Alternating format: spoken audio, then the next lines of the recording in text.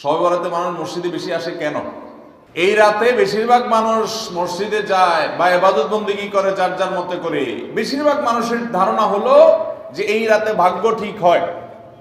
যেহেতু ভাগ্য ঠিক হয়, ভাগ্য নির্ধারণ হয়, সেই জন্য এই রাতে মসজিদে যায় ভিড় জমায়, যে একটা রাতে ইবাদত বন্দেগী করে যদি ভাগ্যটা নিজের অনুকূলে লিখে নেওয়া যায়, সারা বছরের ভালো কিছু লেখাই নেওয়া যায়, তাহলে তো সারা বছর ভালো থাকা যাবে। এই জন্য ওই একটা রাত একটু বেশি ইবাদত বন্দেগী করার চেষ্টা করে। ঠিক না বেঠিক? আল্লাহ রাব্বুল আলামিন আমাদের জন্য যে তাকদীর প্রতি বছর লিপিবদ্ধ করেন, সেটা কোন রাতে হয়? শবে কদর বলছে এলাকার মানুষ, সারা দেশে মানুষ তো জানে শবে বরাত। এলাকার মানুষটা সঠিকটা জানেন, বোঝা গেল। সারা দেশের মানুষ তো জানে ভাগ্য নির্ধারণ হয় শবে বরাতে। ভাইরা আমার, কোরআনে হাকিমে সূরা দুখানের ৩ এবং ৪ নম্বর আয়াত যদি আপনি দেখেন, আল্লাহ রাব্বুল আলামিন ইরশাদ করেছেন, ইন্না আনজালনাহু ফি লাইলাতিন মুবারাকাহ ইন্না কুন্না মুনজিলিন ফিহা ইউফরাকু কুল্লু আমরিন হাকিম। আল্লাহ বলেছেন, আমি নিশ্চয় কোরআনকে নাজিল করেছি, অবতীর্ণ করেছি একটি বরকতময় রাতে। আর এই বরকতময় রাতটা কোন রাত? যে রাতে কোরআন নাজিল হয়েছিল শবে কদর। কোনো সন্দেহ আছে? কারণ কোরআনের আরেক আয়াত বলছে, ইন্না আনজালনাহু ফি লাইলাতিল কদর, আমি কোরআনকে নাজিল করেছি যে রাতে, সেটা হলো লাইলাতুল কদরে।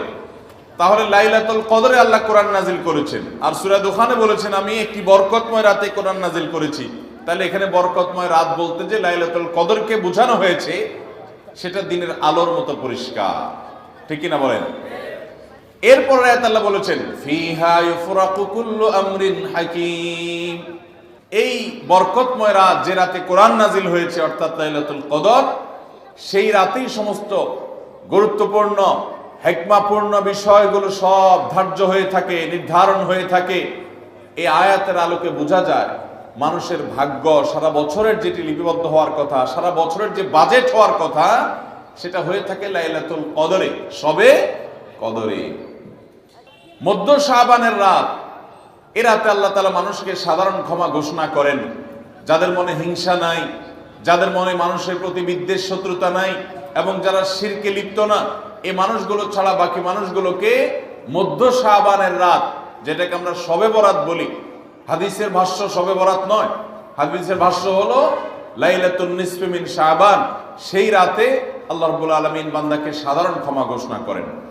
এটা একটা ভিন্ন বিষয়, কিন্তু বছরের সবচেয়ে শ্রেষ্ঠ রাত হলো লাইলাতুল কদর, যেই রাতে আল্লাহ তাআলা বান্দার ভাগ্য ঠিক করেন। তো ভিউয়ার্স, ভিডিওটি ভালো লাগলে অবশ্যই লাইক দেবেন। তো দেখা হচ্ছে নতুন আরেকটা ভিডিওতে। ততক্ষণ সবাই ভালো থাকুন, সুস্থ থাকুন। আল্লাহ হাফেজ।